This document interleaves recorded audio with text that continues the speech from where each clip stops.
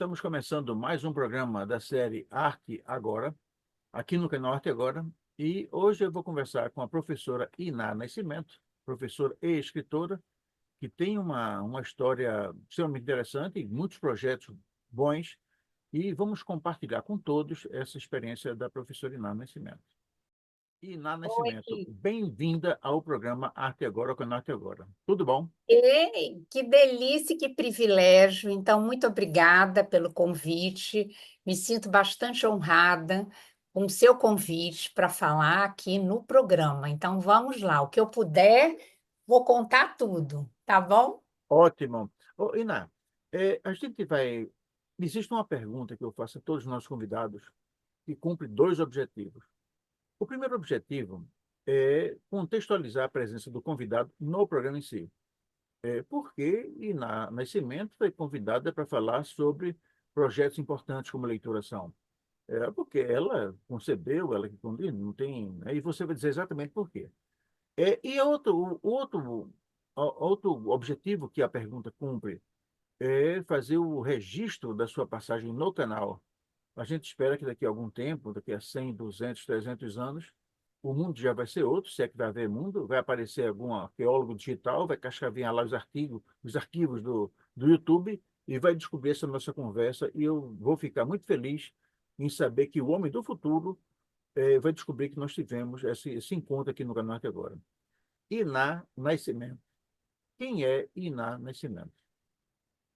Oi, Alexandre. Imagina, depois de ter vivido tantas coisas, responder a isso não é simples, mas vamos lá.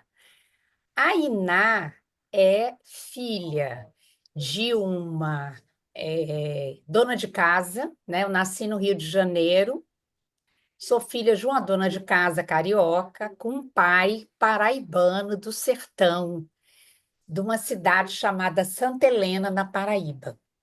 Meu pai foge dessa cidade para vingar a morte do pai, que foi assassinado numa das invasões de Lampião. Meu avô era um coronel, numa cidade chamada Santa Helena, e meu pai, aos 8 anos, isso meu pai, quando meu avô morreu, meu pai era pequeno, devia ter uns 2 anos de idade, mas ele ficou ouvindo aquela história. E aí, aos 8 anos, ele pega um trem e vai embora para Fortaleza. É uma história assim, né? Ele é um homem muito, muito especial, marcou muito a minha vida. Ele é um grande poeta de cordel, o acervo dele está lá na Casa Rui Barbosa. Hoje nós doamos após a morte dele. Então, a Iná é fruto dessa dona de casa e desse, que na época era um militar, mas já com alma de poeta. Então, a minha mãe era prática e o meu pai muito romântico e muito idealista, né? Então, eu sou filha de um casal é, aparentemente assim, né, bem diferente, mas que construiu uma família baseada em valores morais muito sérios, como honestidade, fidelidade, essas questões todas morais, né? Minha mãe era filha de uma lavadeira viúva e meu pai era filho de uma lavadeira viúva. Então, a Iná é neta de duas lavadeiras e criaram os filhos lavando roupa para fora, certo? Então, essa marca, ela a gente traz a vida inteira, né? Por quê? Porque meu pai dizia o quê? Só o estudo é que faz uma pessoa virar gente. Então, na minha casa, nós fomos educados para fazer faculdade. Não importava a faculdade que fosse, mas tinha que ter um diploma universitário. Até porque minha mãe não tinha, meu pai não tinha, né, os irmãos da minha mãe também. Então, era uma família muito sem esse respaldo acadêmico, digamos assim, né? E assim, essa foi a criação que eu tive de um pai muito rigoroso, né, com aquele perfil paraibano e bravo de antigamente, mas que era muito preocupado, por exemplo, com o exercício físico. Então, na minha casa, 6 horas da manhã, os filhos tinham que ir para o quintal para fazer exercício físico com ele. Então, eu tive um carimbo do que se chama disciplina, né? Eu fui uma pessoa muito disciplinada. E quando é que nasce a Iná, a professora Iná, Mas eu queria, adora antes, literatura? Oi, eu queria diz. saber, antes, Iná, se você, vamos dizer assim, cultivando uma dinâmica de disciplina, se você era uma garota muito travessa, se você era muito... Total. Eu era o desgosto da minha mãe. A minha mãe achava que eu nunca ia ser uma moça assim, formosa, educada, porque eu era moleque, eu tinha dois irmãos, então eu vivia na rua. Antigamente a gente era criado na rua. Então eu joguei futebol, eu subia em árvores, eu soltava pipa, eu era o desgosto da minha mãe nesse aspecto.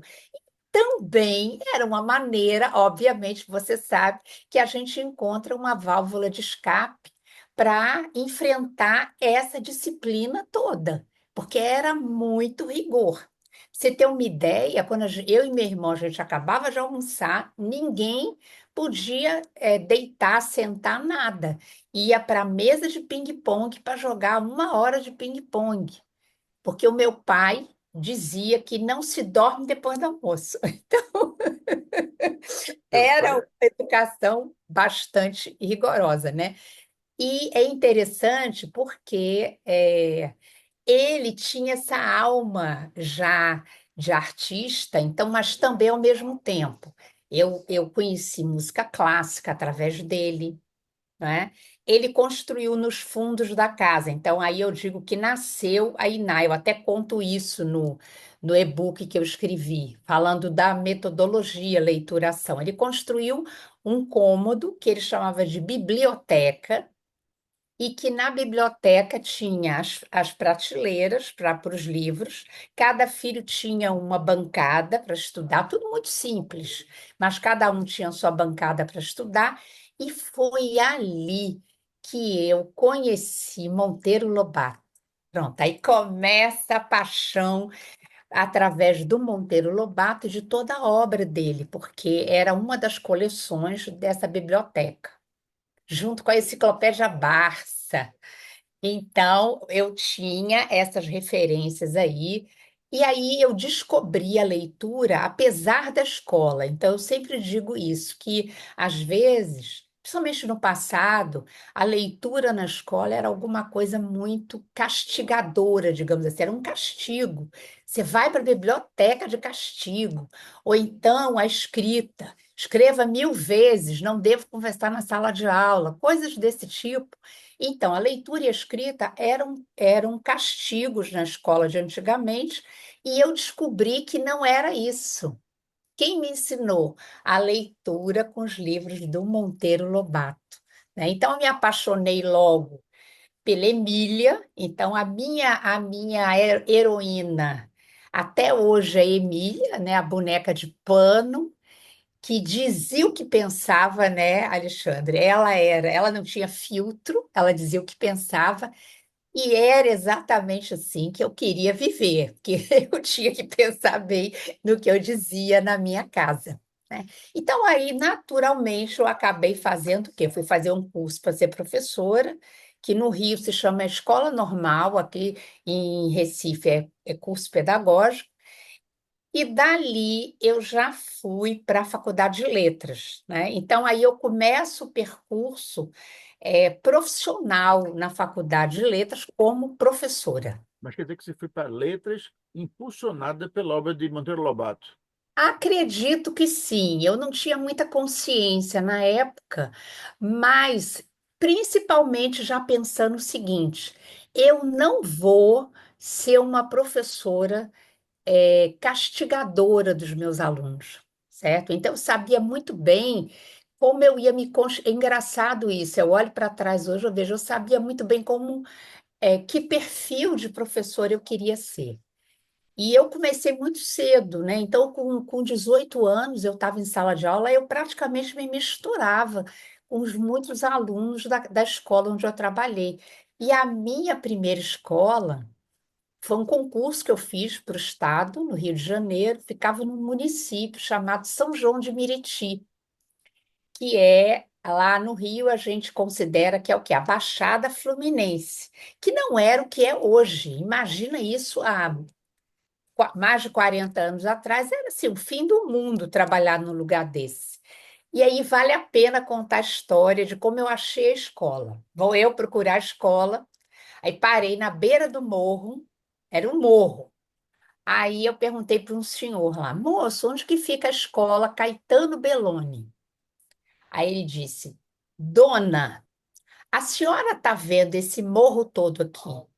A senhora vai subir ele todo, vai descer ele todo. Quando acabar o calçamento, você vai descer à esquerda no barro. E aí chegou a escola, né? Então, é óbvio que você imagina que escola era essa. O morro se chama Morro do Carrapato, para você ter ideia, né? Então, essa experiência foi uma prova de fogo para mim, né? Porque eu ainda não tinha ainda terminado a faculdade, mas foi uma época que o Estado abriu para a gente dar aula, mesmo fazendo já o terceiro grau.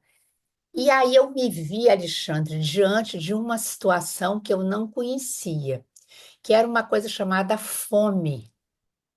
Os meus alunos tinham fome de comida e eles tinham que comer a merenda na entrada da escola. Então eu sempre fui pobre, mas a gente não passava fome. E ali eu vi que a vida era muito complicada para aquelas pessoas. E aí, pronto, a Iná foi se construindo nesse cenário dessa escola. Eu era a professora que interagia bastante com a comunidade, então eu fazia reuniões, eu fazia, aqui se chama assustado, né? Lá eram festas que a gente fazia na escola para angariar fundos. Então eu era líder dessas festas e eram festas frequentadas pelos traficantes do morro. Pra você ter uma ideia como era aquela época. Então, os traficantes eram amigos da escola, eles frequentavam a escola e eu guardava eu comprei um Fusquinha 69, que enguiçava em tudo que era lugar, mas era um carro. Eu guardava o carro no ponto do tráfico de drogas, pra você ter uma ideia como era a situação. E eu não tinha medo, porque eu sabia Pois que a é, gente eu queria saber de era você, protegido. eu queria saber exatamente isso. Quer dizer, você chegou ao Morro do Carrapato, e chegou com uma postura não era para, não era para nem era para ajudar, não é? Quer dizer, Sim. você não chegou para fiscalizar, não chegou para ofender, não chegou para dedurar, chegou para ajudar. E lá encontrou uma comunidade muito pobre, uma comunidade faminta, né? E ali, mas você era a pessoa que estava para ajudar. E as festas que você promovia eram frequentadas por pessoas que, aos olhos de quem está fora do carrapato, era um pessoal muito perigoso, mas Pois você é. nunca se sentiu ameaçada. Aí a pergunta é: isso te deixou alguma lição de vida hoje, você olhando para trás? Você acha que aquilo te deixou algum ensinamento, Iná? Muito, muitos, principalmente na construção de uma coisa importantíssima que eu hoje acho, aliás, duas coisas eu acho muito importantes para um ser humano. A primeira é a gratidão. Então, eu acho que a gratidão é um sentimento que faz diferença na vida de uma pessoa. Quem eu já conheci ao longo da minha vida que não foram pessoas gratas, elas são realmente foram pessoas que não permaneceram no meu convívio, porque eu dou muito valor a esse dado. E a segunda coisa que eu aprendi muito lá, que é a questão da empatia. Aí eu acho que a empatia é algo que a gente constrói, e não nasce com ela, assim, você nasci com empatia. Não, a gente constrói. E para mim teve um desafio maior, Alexandre, porque veja, minha mãe, eu fui criada por uma mãe que ela agradava às pessoas e aos filhos fazendo a comida que a gente gostava. mas ela não tinha um abraço, um beijo, um carinho, nada. Então, ela era uma pessoa que veio de uma outra história, né? Eu entendo perfeitamente. Então, ela vindo dessa história que também foi difícil para ela, ela também reproduzia com a criação da gente. Matava e morria pelos filhos, mas era desse jeito. Então, os alunos me ensinaram uma coisa chamada afeto físico, porque eu fui dar aula para alunos de 10 anos, 11 anos. Eles chegam e agarram a gente. Eles queriam, sabe, ter uma simbiose com aquela professora, que era quase, sei lá, da idade deles, e era engraçada, né? Eu contava as coisas, e eu estava sempre junto dos meus alunos. Pra você ter uma ideia, quando o metrô no Rio de Janeiro foi inaugurado, acho que 78, 79, alguma coisa assim, se eu não me engano, eu saí em excursão com os alunos, de ônibus comum, para levar os alunos para andar de metrô. Eu hoje fico pensando que eu era louca, louca de fazer um negócio desse, mas fazia, entendeu, Alexandre? Então, eu acho que isso ele deixa marcas profundas. E olha só, eu saí do Rio, fui morar em Salvador. Você vê o contraste. Mas, antes de a Ah, gente chegar em diga. Salvador, eu queria fazer uma outra pergunta a você. Você pegava os seus alunos, levava de ônibus para dar um passeio de metrô. E você, nas suas próprias palavras, você disse que isso era uma loucura. A pergunta é: você acha que existe como se construir um mundo melhor sem ser cometendo loucuras? Hoje eu acho que não. Eu tenho certeza que não. Não é? A gente precisa até, Alexandre, porque olha só, a loucura, ela é loucura para pessoas que pensam de uma determinada maneira, não é? Então, veja, para algumas pessoas, por exemplo, a história do encontro meu com meu marido, que foi um amor à primeira vista, e foi uma história assim avassaladora, as pessoas vão dizer, ah, isso foi loucura. Não é? Porque na cabeça da pessoa ela tem um modelinho de vida daquele jeito, certo? Então, eu acho que eu nunca consegui encaixar nesse modelo.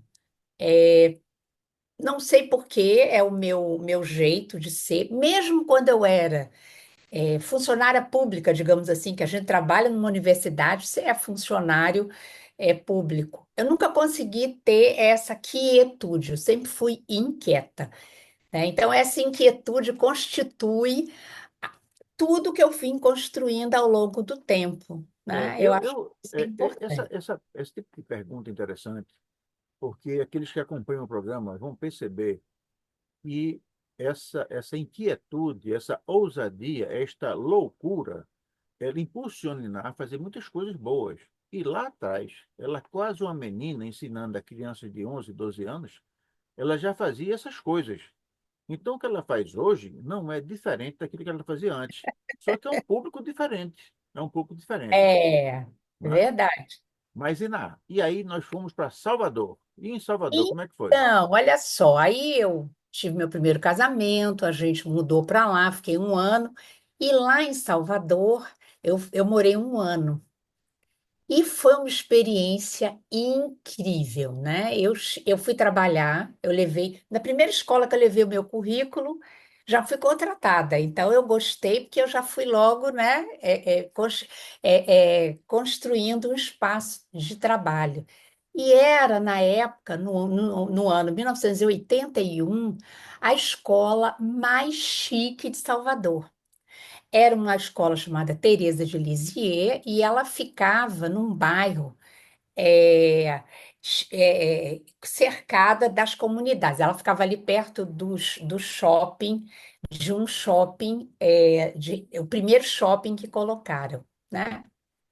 E aí os alunos eram riquíssimos. Quer dizer, Eliseu foi motorista saiu do Carrapato e foi para Teresa Lisieux, que era, do era Morro do completamente. Carrapato para a alta burguesia baiana, Eita. entendeu, Alexandre? E era engraçado, na época eu tinha um Fusca para variar, que era o que a gente podia comprar. E quando eu chegava na escola, eles tiravam uma onda comigo. Eles diziam: professor, isso não é carro, pelo amor de Deus, compre um carro decente. E, enfim, eu consegui construir uma relação muito próxima dos alunos. Você sabe que o baianês é uma linguagem muito específica. Quem não sabe aí que está nos acompanhando, depois procura acompanhar, porque o vocabulário, as expressões, né? Então, histórias O sotaque. e aí eu pedi a eles: olhe, quando vocês falarem alguma coisa que eu não entender, eu vou dizer assim, bota a legenda. Aí eles começavam a rir, porque eles sabiam que tinham que botar legenda para mim. E vale contar uma história muito engraçada também, que eu estava um dia na sala de aula, e aí um aluno chegou todo suado, muito suado, depois do recreio. Eu disse para ele: olha, como é que você chega assim, rapaz, para dar aula, para assistir aula? Pelo menos vão lavar um rosto, pentear o seu cabelo. Sempre fui muito preocupada, sabe, Alexandre, com essas questões da higiene dos meus alunos, da questão dessa educação que muitas vezes os nossos alunos não tinham, não tinha na casa. Aí ele disse: professora, desculpa, eu estava batendo um baba. Aquilo para mim foi um desespero. Eu falei: você estava fazendo o quê? Aí eu disse: legenda, bota legenda. Aí ele falou: estava jogando futebol, professora. Aí eu disse: ah, agora eu entendi. Aí ele perguntou assim para mim: e no Rio, como é? Aí eu disse: ah, se fosse no Rio, você ia dizer assim, professora, eu estava jogando pelada. Aí ele disse: professora, quando for jogar, chama a turma que a gente quer lhe ver. Olha, Alexandre, eu dei uma gargalhada na sala, então sempre fui essa professora assim que nunca fingiu que é. Ai, eu não corri, não é besteira. Não, eu acho que a gente precisa ser humano na sala de aula. Então, a professora Iná, ela se constrói com esses dois polos.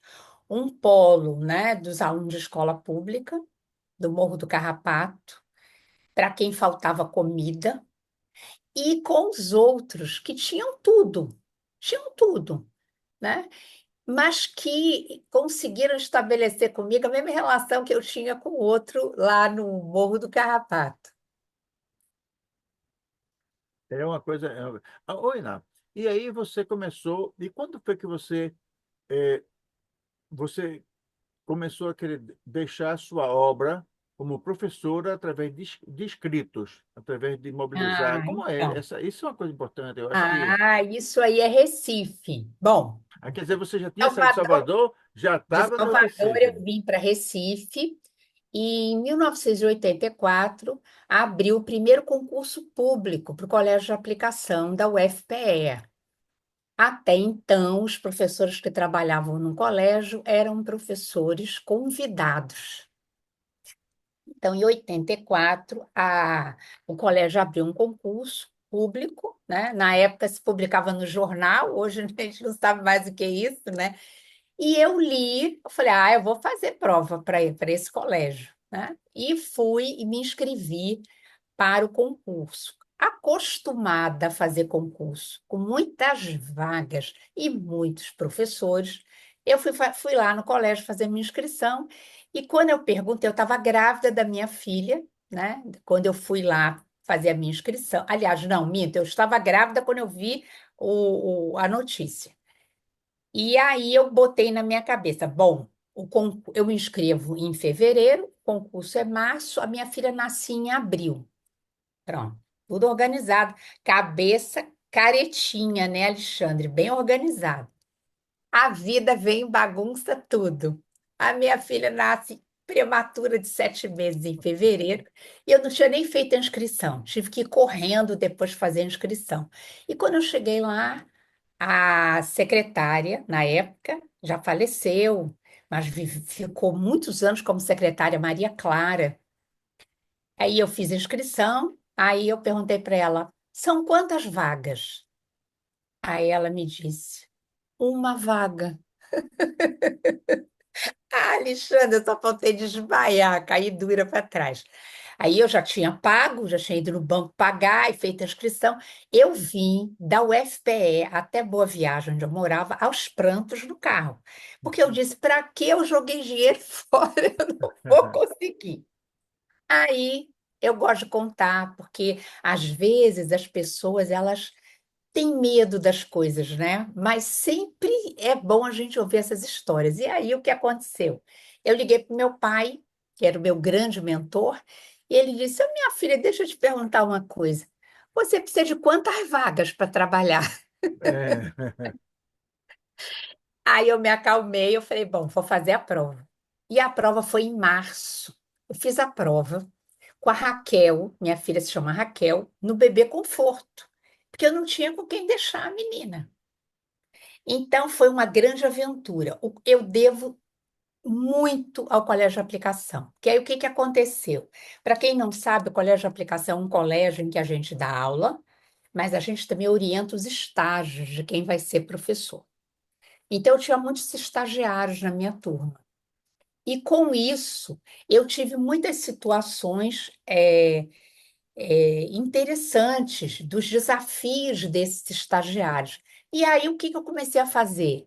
Eu chegava em casa e escrevia, sem pretensão alguma. Eu escrevia. Então, de repente, um estagiário, ele não conseguiu terminar a aula, e aí era o último horário da aula. As crianças, quando tocou o sinal, se levantaram correndo para ir embora. Ele se colocou no meio da porta, ninguém passa. eita. Os alunos derrubaram ele. Pronto, então isso era uma situação. Então eu passei a ser uma escritora dessas histórias. Por quê? Porque são coisas que só a gente passa, se a gente vive, mas sem pretensão. Até que um dia, né, eu comecei a perceber que era muita coisa escrita. E Quer dizer, aí foi quando eu fiz você, você escrevia e deixava guardado. guardado. E não dava nenhuma circulação, não dava, deixava ninguém conhecer, ninguém Ninguém, lia. ninguém nem sabia que eu escrevia. Eu escrevi e ficava lá.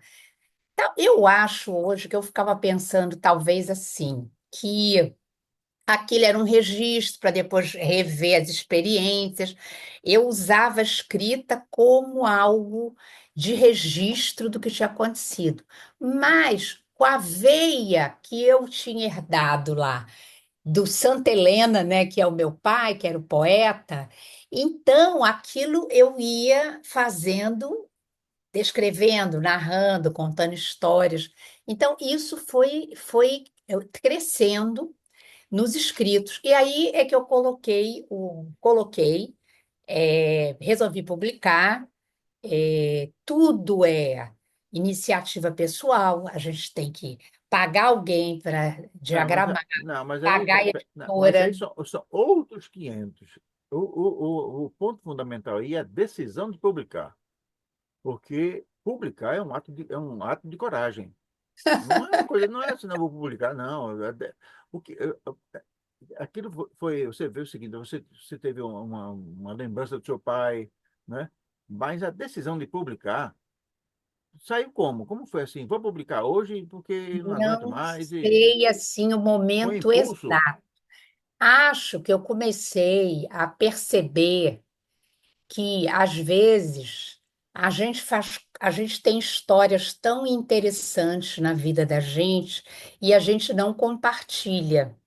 Talvez já tenha sido essa sensação de que eu gostaria de deixar algo, né? Porque o professor Alexandre, ele entra, ele dá a aula dele, ele deixa sim marcas nos alunos, mas não são marcas efetivas, assim, algo produzido ali. Você não tem. Você deixa os alunos, você marca os alunos de certa forma. Por exemplo, hoje eu tenho 3 ex-alunos meus que são professores da aplicação, da minha área, da área de letras. Os 3 foram fazer letras. Então, a gente deixa marcas, mas eu acho que a ideia de publicar foi: eu vou abrir para outras pessoas conhecerem essas histórias. Realmente é preciso ter muita coragem para a gente partilhar, porque ali naquele texto a gente se mostra, pelo menos nas minhas escritas, é a minha essência. Eu estou ali toda, não dá para você fazer, tipo, não é literatura. O que eu escrevi nesse tempo não era um texto literário que a gente dá uma volta, bota aquela personagem, né? Faz uma outra maneira de dizer. Não. Era aquilo mesmo, era a professora que fazia o registro daqueles textos ali, né? A recepção foi bem interessante das pessoas. Meu Deus, eu vivi isso. Ah, eu também, eu tinha medo quando dava aula, tal. Então, são experiências Oi, Iná. que É, deram para mim muita humanidade, mais empatia ainda. nesse tempo você já tinha feito o mestrado e estava partindo para o doutorado, é isso? Não, ainda não. Bom, Não? enquanto eu estava na aplicação, eu fiz o mestrado em 1998. Eu fiz seleção para linguística aqui na UFPE, mas fiz também para língua portuguesa na UFPB, que eu sabia que tinha um curso muito bom, um único mestrado em língua portuguesa. E eu sempre gostei muito, né, dessa questão de língua portuguesa. E aí, como eu passei nos dois, eu escolhi lá para fazer o de língua portuguesa. Então, mas já comecei dando trabalho para o programa, porque o meu projeto, olha que ousadia, em 1998, era usar o processador de textos, que na época era o Word para DOS, nas aulas de redação. Esse foi o meu projeto em 1998. Eu botava os alunos na sala, no laboratório de informática, e dava aula de redação usando o processador de textos. Foi um Só, escândalo, só foi um escândalo. quem está nos acompanhando, nesse momento, fez um paralelo entre essa Iná, nascimento deste momento, e aquela Iná lá atrás, que pegou a sua turma, colocou no ônibus para dar um passeio de metrô. Guardado as proporções, foi mais ou menos a mesma coisa, deve ter sido um choque para o pessoal. Ou não. Aquele pessoal, ih, rapaz, como é que vai ser? Ah, foi choque, porque as pessoas diziam que aquilo não tinha futuro, que aquilo era um modismo. É, como é que pode você, da área de letras, gostar de computador? E olha que a gente está falando de um tempo que não tinha internet ainda. Os computadores eles eram ligados em rede, no laboratório, mas a gente usava uns disquetes, que era uma coisa pré-histórica, era um disquete do tamanho do mundo. E como eram as aulas? Eles faziam as histórias, eu trazia para casa. Eu fazia todas as observações nos textos deles, salvava no disquete.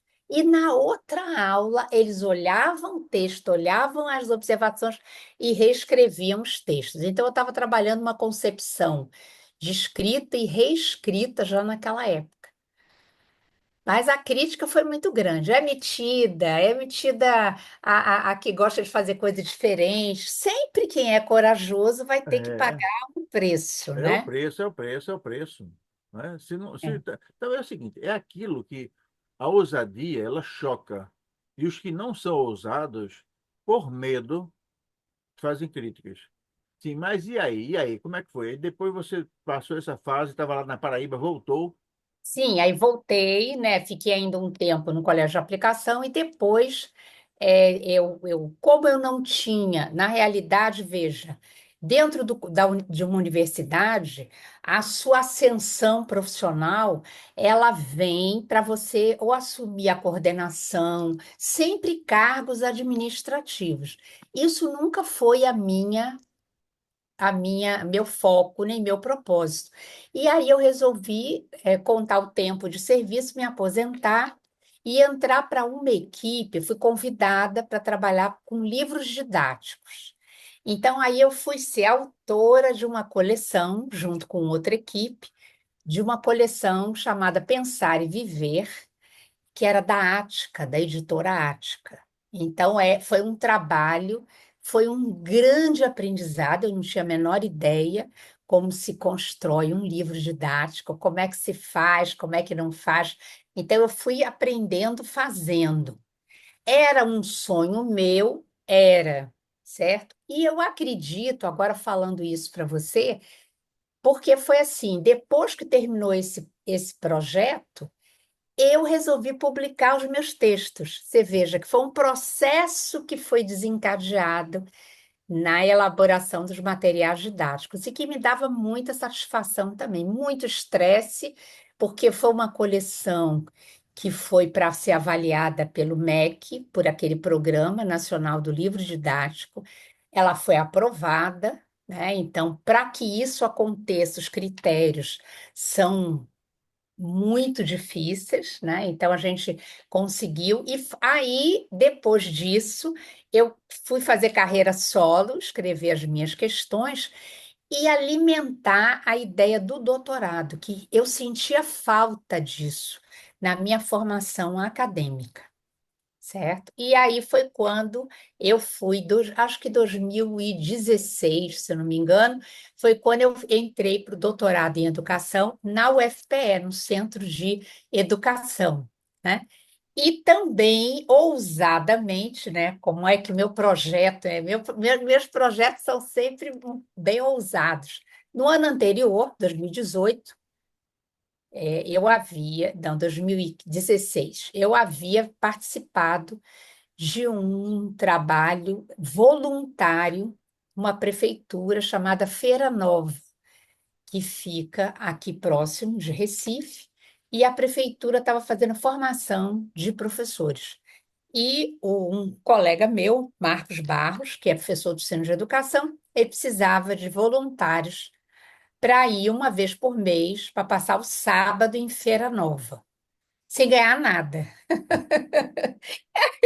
Isso é a cara da Iná. Ele foi logo me convidar e óbvio que eu aceitei na hora, né? Para conhecer uma outra realidade. E aí, o desafio que ele me fez foi o seguinte: você vai trabalhar com os professores, mas eu quero que você fale sobre leitura nos livros de ciências. Eu falei, tá bom, eu falo. Só que quando eu comecei a procurar publicações para preparar o curso, não tinha nada. Nada, era zero. Ninguém tinha escrito sobre isso. Mesmo depois, publicações em inglês e tal, não havia. Aí eu fiz o meu projeto para seleção nessa área. Então, aí eu aprofundei as concepções de leitura, só que aí no livro de ciências. Então, eu escolhi uma coleção e a mais escolhida pelo MEC, mais vendida pelo MEC, para fazer uma análise. E as conclusões foram bem assim dolorosas, porque eu vi que na área de linguagem a gente tinha avançado muito, mas os nossos alunos, e eu posso afirmar isso, porque o meu neto também estuda, eu acompanho, ele está no quarto ano, é a mesma coisa. Então, quando o professor vai trabalhar livro de ciências, livro de história, livro de geografia, ele continua trabalhando leitura para identificar conteúdo. Não há um trabalho de leitura como eu sempre imaginei que deveria ser. O texto é o início do processo. Um texto não é o final. Quando a gente pensa num livro de literatura, por exemplo, não é? Eu leio aquele livro e dali, nossa, aí nasce diferente daquele livro. Quando o aluno hoje vai fazer essas leituras, Não acontece, Alexandre. A gente continua com a mesma concepção de que ler é identificar conteúdos. Então, esse doutorado corroborou para mim que a escola ainda precisava fazer muitas coisas nesse sentido de leitura. E aí eu fiquei apaixonada pela área de leitura, li tudo que poderia ser franceses, pessoas que estudiosos da área de leitura e tal. Bom, antes de terminar o doutorado, em 2018, eu nem sou muito boa para data, mas essas datas foram bem marcadas, né? 2018, eu já estava escrevendo a minha tese, e aí minha mãe ficou muito doente, e no mês de agosto ela faleceu. Meus pais vieram para cá e ela faleceu aqui, né? Ela teve um câncer assim avassalador. E eu fiquei junto o tempo todo, né? Ela teve cuidados paliativos e eu ali com ela. Meu pai ficou, ela tinha 80 anos, meu pai 92. Meu pai ficou, mas aí começou um processo total de se despedindo, né? Das memórias, das coisas todas. E em outubro, o meu pai morre de infarto fulminante. Então, num ano, eu perdi a mãe e o pai, né? E no ano, um pouco mais adiante, olha o que que acontece na vida da gente, a pandemia. Então, com a pandemia, o que que aconteceu com a Iná? Tão segura, tão assim como você está vendo, eu entrei num processo, não diria depressão, mas uma tristeza profunda e um medo muito grande de morrer. Porque muita gente estava morrendo, amigos nossos, de vez em quando tinha alguém que morria, e todo mundo dentro de casa, no distanciamento social que nós fizemos aqui. E a tese não rolava. Falei, pronto, vou perder o doutorado e não vou conseguir. E foi quando, essa é a história da origem do leituração, né? E foi quando a minha filha disse, mãe, você não é assim, eu não vou aceitar que você esteja assim. Vamos fazer um curso online que estão oferecendo aí na televisão. E era um curso, é, um curso oferecido por uma empresa que se chama Febracis. O Paulo Vieira é o dono e um grande mentor, né? Eu nunca pensei que eu fosse fazer nada disso nessa área, mas ao longo do trabalho que ele foi fazendo, foram 4 dias intensos, a gente via pela televisão. Começava assim, 10 horas da manhã e até 2 horas da manhã o trabalho. Eu percebi que ali eu poderia ampliar minha concepção de leitura. Pronto, ali. Aí eu comecei a olhar a linguagem como uma ferramenta de poder, a linguagem como capaz de mudar conexões cerebrais, neurais. Aí eu comecei a perceber isso. E aí eu fui fazer uma formação específica disso com a empresa. E aí, o que que eu descobri lá? Ninguém sabia ler. Meus colegas, todo mundo, tinha que ler muitos livros, mas ninguém lia. Lia como eu achava que tinha que ser. Então, o que que eu chamo, né, que é a metodologia que eu criei, que é a leituração? É você Peraí. efetivamente, Mas o diga. Leituração, ele fez parte da tese de doutorado ou Não, foi nessa... não, ele é pós-pandemia. Certo. Ele é pós-pandemia. Então, antes da gente conversar da leituração, deixa eu fazer uma pergunta. Assim como em toda arte, existe a produção da arte e o desfrute da arte. No caso da literatura, alguns escrevem e outros leem. Quando esses não existe uma articulação entre essas duas faces, a arte está incompleta. Então, a leitura é uma coisa que é fundamental para quem escreve.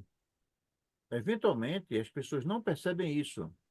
Quer dizer, o escritor ele tem que ter a correspondência de um leitor. E é exatamente este ponto que, eventualmente, existe uma falha. No Brasil, nós temos muitos leitores que não entendem que leem. Você acabou de falar nisso, né? O chamado o analfabeto funcional, né? Ele lê, mas É, não compreende, né? O que é uma coisa que isso. Eu queria exatamente isso que eu queria saber. Como é que a gente corrige a questão da leitura, do analfabeto funcional? É lá atrás, é lá atrás nos bancos escolares, ou depois existe como deveria, melhorar? isso, deveria ser, mas não foi feito. Foi uma falha nessa formação. E aí, o que que acontece? Eu sempre digo assim, que quando a pessoa sai da escola e ela teve experiências negativas na aula de leitura, porque o que que a escola faz? Manda ler um livro para fazer prova, manda ler um texto para responder, e às vezes o absurdo, manda o aluno dizer o que o autor quis dizer. Não é, Alexandre? Então, isso, assim, a escola, estou falando no geral, tá? Tem professores e professores, enfim, mas estou falando como uma instituição. Ela trabalha aquilo como se fosse um depósito de conteúdos, não como um texto que faz o quê? Como é que é aquele texto que está ali? O leitor, ele mergulha naquilo dali. Claro, ele precisa decodificar, ele precisa entender aquilo que está ali, mas ele precisa voltar. E quando ele volta nesse processo, ele é outra pessoa. É isso que é o texto. Quando eu vou ler alguma coisa, eu saio daquele texto ali diferente. Tanto é verdade que quando você vai reler um livro, você vê outro livro ali, não é? A gente vai reler. Meu Deus, eu não vi isso. Meu Deus, naquela época eu não vi. Então, eu vejo, a gente está agora, o grupo um dos grupos que eu atendo, a gente está lendo um livro que foi muito polêmico, que se chama O Poder do Subconsciente, do Joseph Murphy, que é autoajuda, todo mundo diz absurdo, isso é autoajuda, não serve de nada. Mas com a metodologia que eu uso, aquele livro, ele não é autoajuda. Ele vai desencadear nas minhas mentoradas, são mulheres, né? O grupo é um grupo feminino, vai desencadear nelas reflexões importantes para que elas se refaçam. Por isso é leituração, Né, entendeu? justamente, então, leitura, ação, mistura duas palavras interessantes, né? Leitura e ação, né? Quer dizer, aí, como foi, você já falou isso, mas eu queria que você repetisse o que levou concretamente à construção do leitura-ação. Não? Foi isso, eu fiz isso, está aqui, leitura-ação. Né? Você não é engenheira, Aí, não, né? Não é engenheira, mas se você fosse engenheiro, que ela bem objetivo, foi assim, assim, assim, assim. Como é que foi esse negócio? então, aí eu acho que o que me moveu foi primeiro, meu propósito, que é ler e escrever, eu já vim desde a minha família, sabendo que isso é muito importante, foi muito importante para a minha vida, né?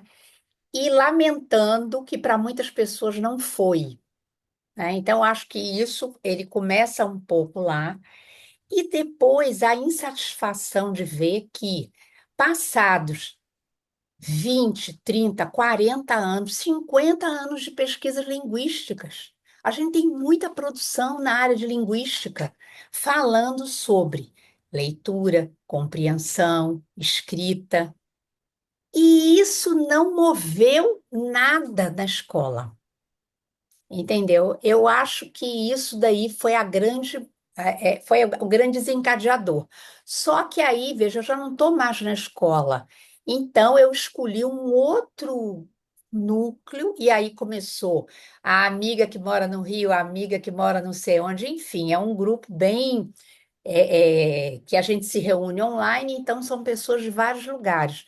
E aí eu comecei a perceber, lia com elas em algumas aulas e elas não percebiam aquilo que eu estava percebendo, e eu começava a chamar a atenção. Então, eu tive, por exemplo, tenho ainda uma aluna que está comigo e que ela diz assim: eu, eu não conseguia ler um livro. Agora eu leio um livro por mês e leio mais, eu vou procurar. Porque a metodologia, ela é casada com o cinema, que é a arte que me seduz, né? O cinema é a arte que me seduz, que foi herança do meu pai também, que ele era um homem que inclusive ele tinha uma filmadora 8 milímetros, que ele fazia os filmes dele e tudo, né? Então, movida por isso, eu percebi que era possível associar a leitura, porque hoje, vou fazer uma pausa aqui assim, para explicar que a concepção hoje que se tem de leitura é que o texto é qualquer artefato. Então, isso que as pessoas estão nos assistindo aqui agora é um texto.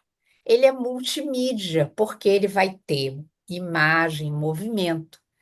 O texto ele pode ser impresso, ele pode ser falado, ele pode ser uma letra de música, ele pode ser um filme, certo? Então, essa é a minha concepção. Então, eu associo. Bom, a gente está lendo um livro como o poder do subconsciente. A gente tem um filme que se chama o Poder Além. Aí eu passo para todo mundo assistir o filme. E a gente costura o filme com a leitura que vai sendo feita. Então, eu crio. Assim, tecnicamente, eu crio redes neurais, novas redes neurais, para aquela pessoa em relação àquele livro. Porque ela lê e ela articula com outras coisas. Então, ela vai construir essas redes das leituras, né? Oi, Ná. Nessa sua experiência do leituração, já houve algum caso de dois parceiros suas lerem o mesmo livro e terem uma compreensão mais ou menos diferente? Ah, sim.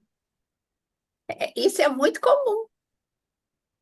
Por isso, Alexandre, que eu acho, ok, a pessoa quer começar a sua trajetória de leitor, muita gente se associa aos clubes de leitura, né? Como eles são hoje no formato digital, como é que eles se desenvolvem? Aquela pessoa fica ali falando do livro e o outro fica passivamente ouvindo. Isso é um formato. Por isso que eu digo, o que eu faço não é clube de leitura, é uma comunidade de leitura, eu chamo de leitura sistêmica, porque todo mundo participa. Por isso que os grupos são pequenininhos, eu não tenho nunca mais de 5 pessoas, para a gente poder trocar as experiências dos livros, entendeu? E essa, Então, as pessoas têm. Olha, eu já terminei um livro de uma pessoa dizendo assim para mim. Eu odiei esse livro. Eu não sei o que deu na sua cabeça de escolher um livro desse. Horrível, horrível. E aí ficou aquele climão, né, na sala online, todo mundo aguardando. Eu deixei a pessoa falar, falar, e eu disse para ela: olha, primeiro, nós explicamos que a leitura desse livro ela devia ser feita com uma peneira, que é a escritora. A gente tem que considerar quem escreve para poder fazer uma leitura boa. Então, a autora, o livro é A Raiz da Rejeição, e é uma autora evangélica americana. Ela bota no livro dela os radicalismos todos dessa postura religiosa dela. Nada contra, cada um tem as suas crenças. Então eu expliquei, olha, ele é assim, a gente tem que ler de tal maneira, fazer uma peneira, mas o livro vale a pena, é muito interessante. E aí, ao final, eu disse: e mais, nós não estamos aqui para ser unanimidade. É uma maravilha você falar isso. Eu fico feliz de ter uma pessoa no meu grupo que tem um senso crítico para dizer isso na reunião. E aí, terminou e tal. Olha, o pós disso aí rendeu no WhatsApp, viu? Porque foi uma conversa danada essa pessoa comigo. Então, veja, O meu papel é ser provocadora. Eu sou É, uma provocadora e eu uso todas as armas que eu tenho. Exemplo, a gente já abriu aula com o Jorge tocando. Então, meu marido, músico, ó, toca essa. Vamos fazer essa música aqui para a gente começar o encontro. E aí eu parto daquela letra de música. Às vezes eu começo de um poema, né? Eu começo a aula com um poema, conto até histórias, às vezes, infantis, que são maravilhosas para a gente começar qualquer trabalho desse. Então, é um trabalho muito criativo e ele me exige, sabe, Alexandre, uma capacidade de articulação que acho que nem eu sabia que eu tinha. Eu não sabia. Então, cada vez mais eu vou Iná, articulando. uma coisa que é interessante, né? Eu acho que seus alunos devem estar. Eu não sei nem se o nome é aluno, se é parceiro, como Eu é que. também não sei, eu falo aluno, falo. Eu não, viu? Duas coisas. Primeiro é que, ao contrário de uma coisa que você mesmo colocou aí, e colocou em tom de crítica de algumas escolas, querer dizer, o que é o autor quis dizer? Não, o autor quer dizer, ninguém sabe, nem pouco importa o que quis dizer. Interessa que a pessoa leu e compreendeu. Isso é que é interessante isso, né? É, quem escreve sabe que quando o livro chega na mão do leitor, ele deixa de pertencer ao autor, que vale a versão do leitor, né? O autor não está do lado do leitor para estar explicando o que pensou. Então, o texto tem que ser autoexplicativo, eu tenho que convidar o leitor para ser parceiro do autor como espécie de coautor. Isso é Exatamente. muito interessante. Então, e outra coisa é a seguinte, é que ninguém é obrigado a gostar da arte, né? A arte, ela, como você bem colocou, alguns gostam, outros não gostam. É uma questão de gosto, de preferência. Isso é arte. Então, nessa É, perspectiva, os seus alunos têm que estar preparados para, ao ler um livro, tem que saber, primeiro, ele não tem que estar muito preocupado com o que o autor disse, ou quis dizer, mas o que é. ele compreendeu. E depois, se ele gosta ou se não gosta. Agora, me diga uma coisa, e como é que as pessoas chegam à leitura ação? Ah, eu tenho um perfil do Instagram, que é o professor Iná, e eu também tenho um grupo. Eu fiz um grupo gratuito no WhatsApp, que eu chamo de Cine Pipoca, que é onde a gente participa. Por que que eu chamo gratuito? Porque o Leituração ele tem uma assinatura, né? Porque você imagina, tudo isso é tempo disponível para poder fazer. Então, o grupo do Zap, que é o Cine Pipoca, são livros que todo mundo vai lendo. Nós estamos agora com 50 pessoas, olha que legal. É um grupo gratuito, as pessoas entram e elas dizem: Ah, eu assisti filme tal, gostei do filme. Aí, pronto, fica aquela coisa. Então, esse grupo é um grupo que algumas pessoas vão conhecendo o meu trabalho e aí migram para o outro, né?